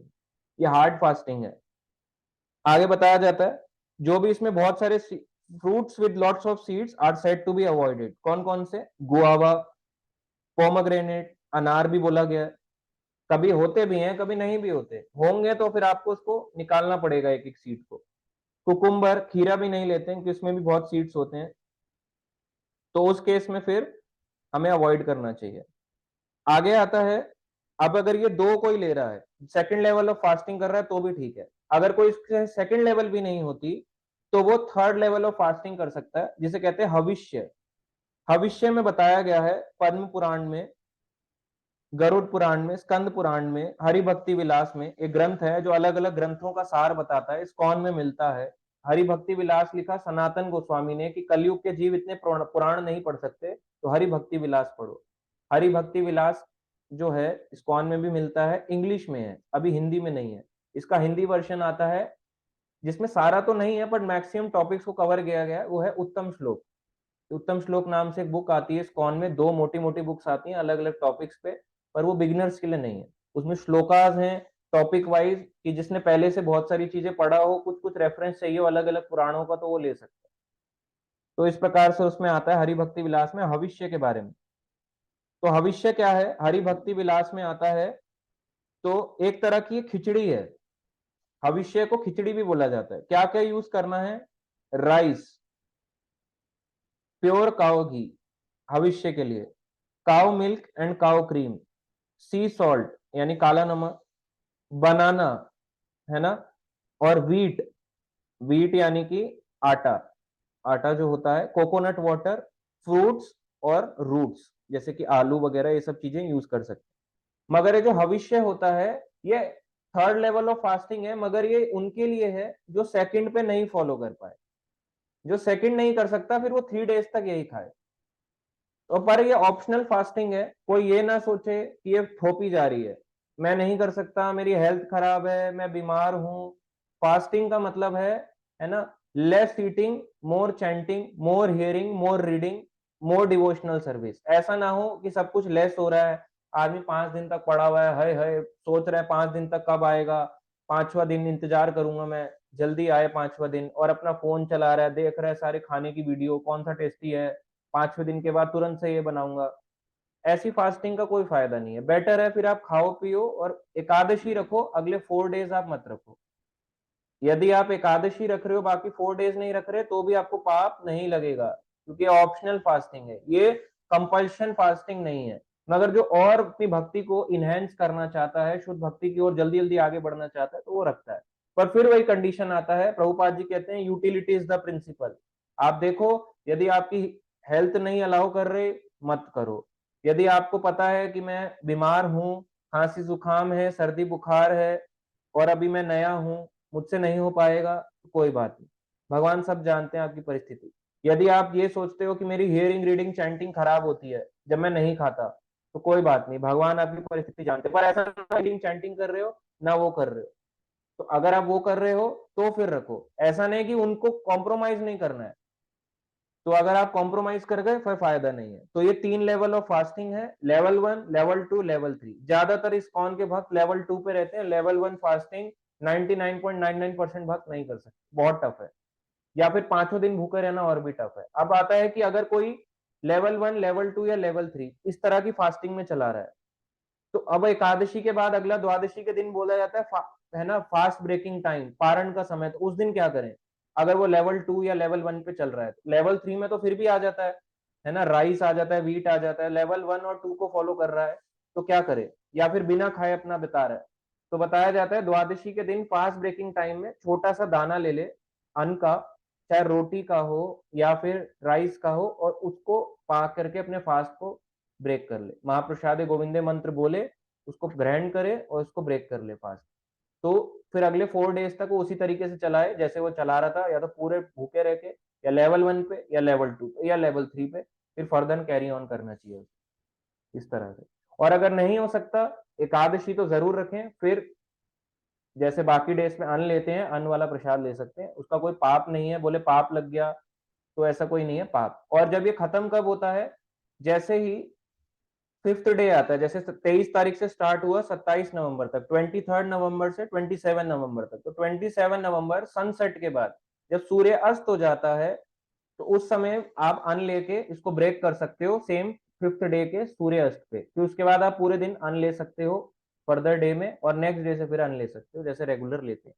तो अपने अपने हेल्थ, अपनी अपनी उनकी प्रायोरिटीज, अपनी अपनी हेल्थ, सब चीजों को देख के करना चाहिए। तो जरूरी नहीं है कि अगर आप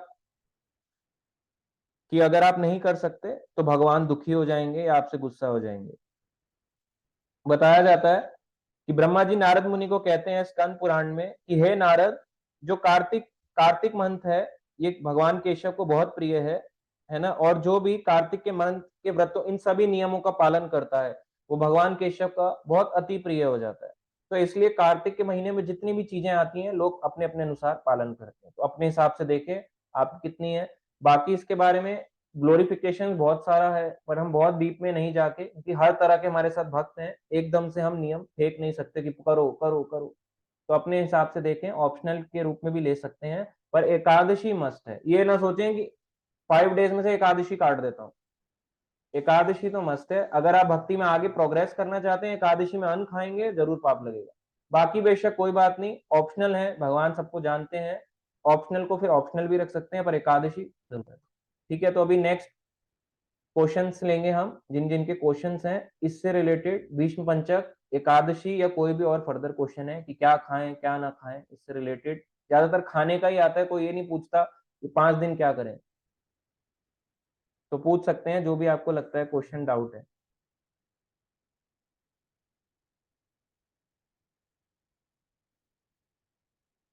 रिया सिंह माता जी।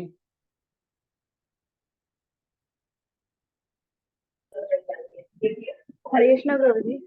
हाँ माता जी, हरे प्रभु कृष्ण। जी जैसे आपने बताया, तो खाने का तो नहीं हो सकता क्योंकि एकादशी पर ही मेरी मम्मी इतना बोलती है, तो 5 दिन का तो वो हो ही हाँ नहीं सकता।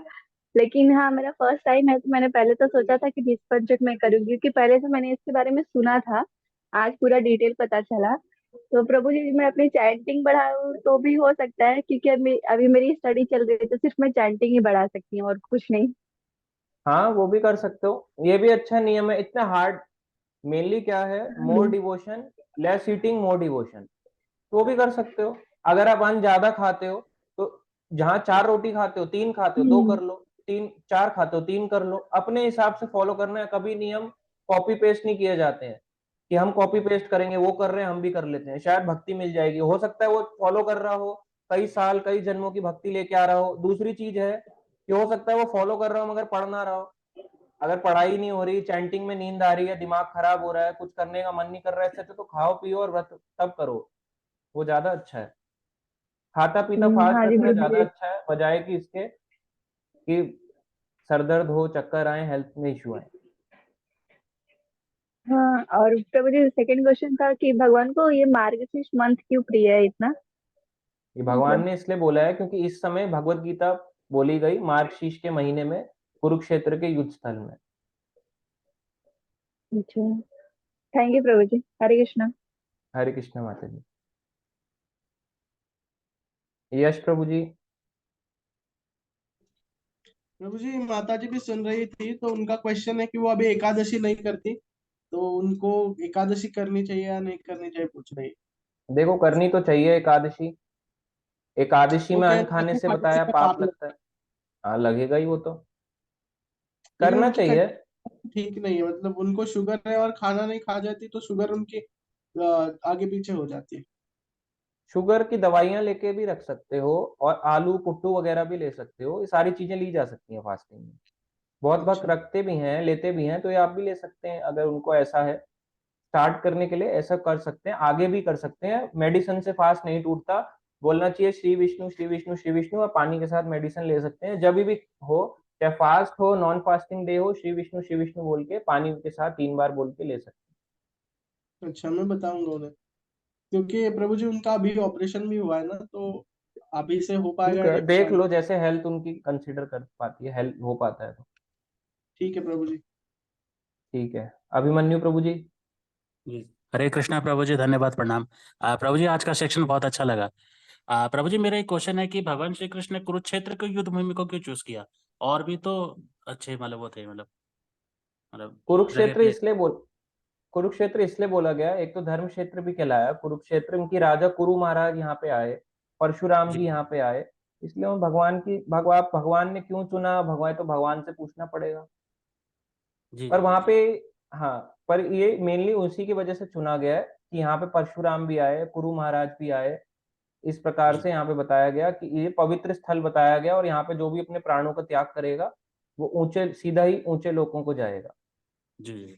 प्रभु जी, मेरा दूसरा क्वेश्चन है कि जैसे मान लो कि हम ये जो आप और जिस यहाँ पे टॉपिक में। कुरुक्षेत्र में भगवान कृष्ण भी आए, उन्होंने गोपियों का मिलन हुआ, जब वो द्वारका चले गए थे तो भगवान कृष्ण आए, गोपियां आई, ब्रजवासी आए, सारे के सारे आए, देवी देवता आए, परशु और कई ऋषि आए, नारद मुनि आए, और इधर से द्वारकावासी भी आए, कई प्रकार के भगवान के वो होती हैं।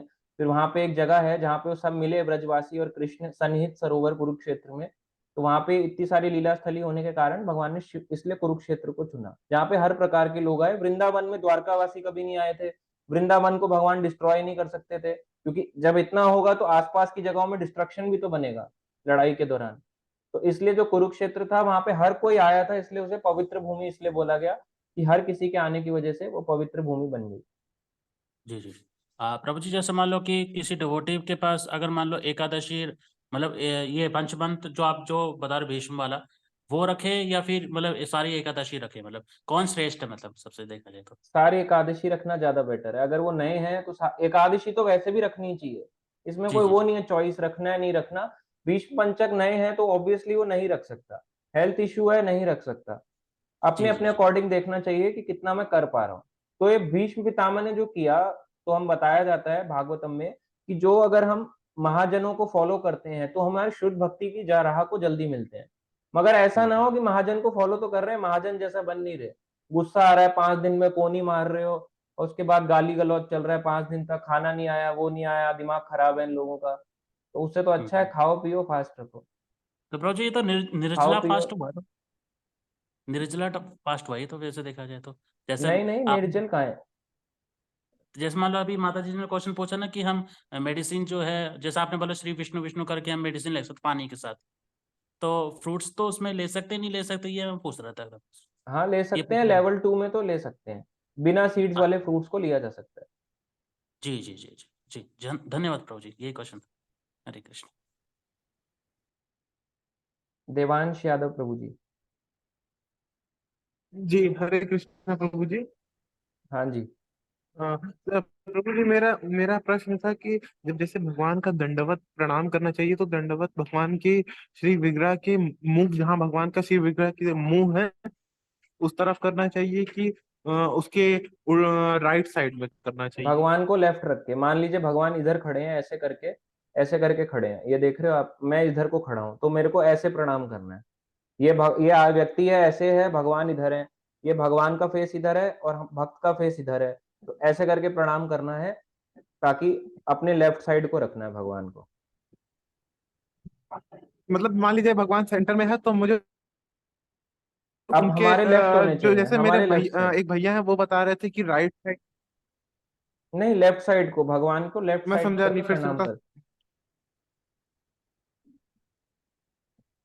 और मतलब कि मान लीजिए सेंटर पे मूर्ति जैसे बिल्कुल स्ट्रेट फॉरवर्ड, जैसे आप है जैसे है जूम मीटिंग में, ऐसे ऐसे रखा हूँ, हाँ तो ऐसे हो जाएगा तो ना, उसके मतलब लेफ्ट साइड मेरे में। भगवान का फेस ऐसे और भक्त के लेफ्ट साइड को आएंगे भगवान, मतलब हृदय लेफ्ट अच्छा। साइड को, इस तरफ को भगवान। ओके ओके, ठीक है, धन्यवाद। अच्छा, हरे कृष्णा। अनीता पात्रा माता जी। हरे कृष्ण प्रभु जी, प्रणाम। Thank you so much. Prabhu ji, हम थैंक कोशिश यू माता करेंगे जी। सेकंड वाला जो है उसको जिसमें पंचक व्रत रखने के लिए। फर्स्ट वाला तो नहीं हो पाएगा हमसे। हाँ और वो तो प्रभु जी बहुत जो टफ है, अ, वो तो बहुत टफ है। हाँ प्रभु जी, उससे नहीं हो पाएगा। और प्रभु जी, हिज ग्रेस प्रसन्न मुकुंद प्रभु जी बता रहे थे कि इस बार 27 तारीख 2:45 को मतलब व्रत तो मतलब खोल सकते हैं, तभी अन्न प्रसाद पा सकते हैं। हाँ क्योंकि पूर्णिमा खत्म हो जाएगी ना उस टाइम खत्म पे, हो जाएगा, पूर्णिमा। हाँ। हाँ पूर्णिमा जैसी खत्म हो जाता है तो फिर कर सकते हैं।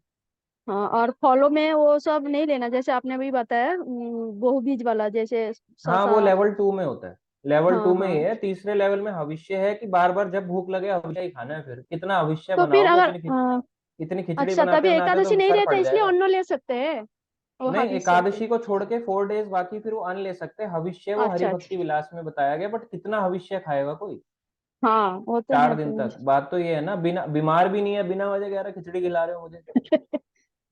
और प्रभु जी, और एक बात, जो आप कुटू बोलते, कुटू क्या होता है? पुट्टू एक तरह का आटा है, ये दिल्ली में ज्यादा मिलता है, दिल्ली और नॉर्थ इंडिया साइड ज्यादा मिलता है। इसको इंग्लिश में क्या बोलेंगे एक बार देखना पड़ेगा, पुट्टू को इंग्लिश में मैं सर्च करके आपको बताता हूँ, आपके यहाँ क्या बोल सकते हैं। हम लोगों को भी इधर एक पाव आटा जैसा मिलता है, बोले वो एकादशी के दिन में उसको सिंघाड़े का आटा भी ले सकते हैं, सिंघाड़े का आटा होता है ना। अच्छा अच्छा। ये कुट्टू को बकवीट कहते हैं वैसे, अच्छा ठीक है प्रभु जी, इंग्लिश थैंक में यू। बकवीट नाम से आएगा, किसी पैकेट में लिखा होगा बकवीट। और वैसे कुट्टू को भी आता है, एक सिंघाड़ा भी आता है, सिंघाड़े का आटा भी ले सकते हैं फास्टिंग डेज में। देखते हैं भगवान कितना कोशिश करे, हम लोग कोशिश करेंगे उपवास रखने के लिए। ठीक है माता थैंक जी। यू प्रभु जी, हरे कृष्णा, ठीक है, हरे प्रणाम। कृष्णा। सुमन चटर्जी माता जी। हरे कृष्ण प्रभु जी। तो प्रभु जी जो सेकंड लेवल का उपवास है तो उसमें हम कितने बार मतलब दिन में कितने बार प्रसाद पा सकते हैं मतलब जो जितनी बार भूख लग रही है खाओ। और प्रभु जी एकादशी के द्वादशी के दिन हम पारण किससे करें? उस दिन तो कोई अन्न नहीं उस ले सकते नहीं ना। लेना पड़ेगा, थोड़ा सा पारण कंप्लीट करने के लिए उस दिन तो फास्टिंग में एक राई के दाने के बराबर छोटा सा फास्टिंग के लिए ब्रेक करके फिर वहीं से कंटिन्यू। मतलब इससे उपवास नहीं भंग होता है? नहीं होता। भीष्म पंचक तो वैसे भी वो नहीं हो रहा, पर कंटिन्यू करोगे तो वो भंग नहीं होगा, इतने से कुछ से नहीं होगा। ये नहीं कि पूरा आज खा लेता हूँ अगले 4 दिन का हिसाब खा लिया एकादशी के पारण समय में। छोटा हाँ सा खाना है, प्रभु राई के जितने दाने जितना, छोटा सा। मतलब थोड़ा सा नियम के लिए। बस हाँ, कि हमने द्वादशी के दिन एकादशी का रिस्पेक्ट किया और एकादशी हमारी पूर्ण हुई। हाँ प्रभु जी यही क्वेश्चन था। थैंक यू प्रभु जी। Hare thank you Krishna. माता जी। हरे कृष्णा। आगे इसमें कुछ क्वेश्चंस हैं, इसमें भी देख लेते हैं। तो सबसे पहले आ रहा है, कोई बात नहीं जो भक्त थोड़े लेट हुए हैं। हाँ, अभिषेक राज प्रभु जी का कि महाजन का अर्थ क्या होता है? महान जन यानी कि जैसे शिव जी हो गए, उनकी महान क्वालिटीज को देख के उनको फॉलो करना, एग्जैक्ट कॉपी नहीं कर सकते पर उनको फॉलो करना। ब्रह्मा जी हो गए, जिन जिनने महान कार्य करते हुए आगे कई अपनी पीढ़ियों को, आगे लोगों को शिक्षाएं दी है। ऐसे 12 महाजन बताए गए भागवतम में, जो शुद्ध भक्ति के स्तर तक हमें लेके जाते हैं, जिन्हें फॉलो करने से हम भी शुद्ध भक्त बन सकते हैं। आगे आता है, हाँ, डॉक्टर रजनी माता कह रही है, रजनी सिंह माता जी कह रही है सिंघाड़ा एंड राजगीर का आटा ऑल्सो कम, ये भी ले सकते हैं। कनिका माता जी कह रही है प्रभु जी मेरे नेबर कहते हैं कि सब चिकन खाते हैं, कुछ लोग डायरेक्ट खाते हैं बट कुछ लोग इनडायरेक्ट मेडिसिन के फॉर्म में खाते हैं, बस सब ड्रामा करते हैं कि मैं चिकन नहीं खाता। हाँ, ये बात तो सच है कि अगर ऐसा हो तो चिकन ना खाएं। जो दवाइयां होती हैं उनमें देख ले रेड मार्क ना हो, अगर रेड मार्क है तो वो नॉन वेज में ही काउंट होगा, वो फिर वेज में काउंट नहीं होगा। हमें ग्रीन मार्क्ड वाली दवाइयां लेनी चाहिए। अगर हम बोल रहे हैं हम तो हिंदू सनातनी हैं, हम तो कुछ नहीं खाते, मांस मछली कुछ नहीं खा रहे, मगर उन दवाइयों में कैप्सूल्स बनाए जाते हैं, फिश की स्किन से बनाए जाते हैं, ज्यादातर बताया जाता है। जो आप ग्लिसरीन होती है ना, कई बारी ग्लिसरीन वो मेकअप के लिए यूज होता है, या कई लोग मुंह के छालों को होता है, कई लोग ऐसे करके करके छाले फोड़ रहे हैं, बाद में पता चलता है हो नॉनवेज था इसके अंदर। हाँ, उसके अंदर फिश फिश का वो डाला जाता है, जो उसका जो भी ऑयल वगैरह सिक्रीट होता है फिश से, वो डाला जाता है ग्लिसरीन के लिए। तो बहुत सारी ऐसी चीजें होती हैं जिसमें ध्यान देना चाहिए, तो इसलिए दवाइयां लें तो ग्रीन मार्क वाली, तो वो नहीं तो इनडायरेक्ट फॉर्म में नॉनवेज ही है। हाँ, तो आगे पूछ रही हैं गीतांजलि यादव माता जी कि टोमेटो क्यों नहीं खा सकते हम, वो फ्रूट में आता है। हाँ माता जी, आता तो उसमें है, मगर एकादशी महात्म्य में ये कहता है कि नहीं लेना चाहिए। मतलब हायर स्टैंडर्ड कहता है एकादशी महात्म्य कि एकादशी में टोमेटो नहीं लेना चाहिए। पर मंदिर में इसलिए बनता है ताकि हर तरह के जो डिवोटी नॉन डिवोटी हर किसी का कॉमन प्रसाद बन के वो एकादशी रख सके, इसलिए मंदिर इसको करता है। ऐसा भी नहीं है कि टोमेटो खाने से फास्ट टूट जाता है, बट एक हायर लेवल, एक बेंचमार्क बताता है एकादशी महात्म्य कि हमें नहीं लेना चाहिए। पर खीरा ले सकते हैं, बहुत सारी चीजें हैं वो ले सकते हैं। मधुर सिंह माता जी कह रही हैं कि मुझे एकादशी करते 1 साल हो गया है, हरि बोल। थैंक यू माता जी। दीपांशु बंसल प्रभु जी कह रहे हैं कि प्रभु जी दही ले सकते हैं क्या 5 डेज फास्टिंग में? हाँ जी, ले सकते हैं, दही मिल्क प्रोडक्ट्स को ले सकते हैं। जो एकादशी में लेते हैं वो सब ले सकते हैं, पर ज्यादा बीज वाले फल नहीं लेते। बस जैसे खरबूजा और खीरा और अनार हो गया, बहुत सारे ऐसे होते हैं, और तरबूज हो गया जिसमें ज्यादा बीज होते हैं। आम में ज्यादा नहीं होता, पर आम का सीजन नहीं है। ऐसी ऐसी जो फल जिसमें कम बीज हो, सेब होता है, सेब के बीच में बीज होते हैं, साइड में नहीं होते, तो सेब ले सकते हैं। ऐसे कई सारे फ्रूट्स को ले सकते हैं। पर मैं तो यही कहता हूँ कि उतना करें जितना आपका हेल्थ, आपका सिस्टम डिस्टर्ब ना हो। आपका ऐसा ना हो जॉब चली गई 5 दिन के अंदर, या आप हॉस्पिटलाइज्ड हो गए, तो फिर फायदा नहीं है। ठीक है, तो अब इसको एंड करेंगे, और नेक्स्ट क्लास होगी सैटरडे को, जो रहेगी, वैसे तो कल है शीला गौर किशोरदास बाबा जी महाराज यानी प्रभुपाद जी के गुरु, उनका डिसअपियरेंस, जिस दिन वो इस संसार से गए। मगर कल क्योंकि एकादशी भी है, कई भक्त और चीजों में फिर बिजी रहेंगे, बैक टू बैक क्लासेस, फिर कभी कभी टफ भी हो जाता है, तो हम सैटरडे को लेंगे इसके ऊपर कि गौर किशोरदास बाबा जी महाराज कौन थे और क्या ये टीचिंग्स देके गए हैं, तो इनके बारे में जानेंगे। बहुत ही इंपॉर्टेंट और अच्छा रहेगा। आपके जो इस्कॉन ऑल्टर में फोटो रखी जाती है, आपको पता लगेगा लेफ्ट साइड से 3rd नंबर पे जो होते हैं शीला गौर किशोरदास बाबा जी महाराज, ये थे कौन। और ज्यादातर लोग तो कहते हैं कि प्रचार करने वाले ही प्रचारक ही भक्त होते हैं, तो जो प्रचार नहीं कर रहा वो कौन है। और ज्यादातर तो भगवान ने भी यही बोला है कि इनका कार्य क्या है। अगर इन्होंने प्रचार नहीं किया तो इनका आने का कारण क्या था, रीजन क्या था कि ये आ रहे। तो ये सारी चीजें हम जानेंगे कि किस प्रकार से उनका जीवन रहा और किस प्रकार से उनने वैराग्य जीवन को बताया कि क्या होता है रियल वैराग का मतलब। ठीक है, तो हम भी इसको एंड करेंगे और आई होप आप सभी एकादशी करें। कोई क्वेश्चन हो आप पूछ सकते हैं बाद में। ठीक है, अनम्यूट करते हैं। हरे कृष्णा कृष्णा हरे कृष्णा कृष्णा हरे हरे, कृष्णा कृष्णा हरे हरे, हरे राम राम राम हरे हरे। राम राम हरे हरे। श्रील प्रभुपाद की जय, सभी भक्त वृंद की प्रभुपाद जय, की जय। एकादशी महामहोत्सव की जय, की जय। जय। एकादशी महामहोत्सव की जय। जय।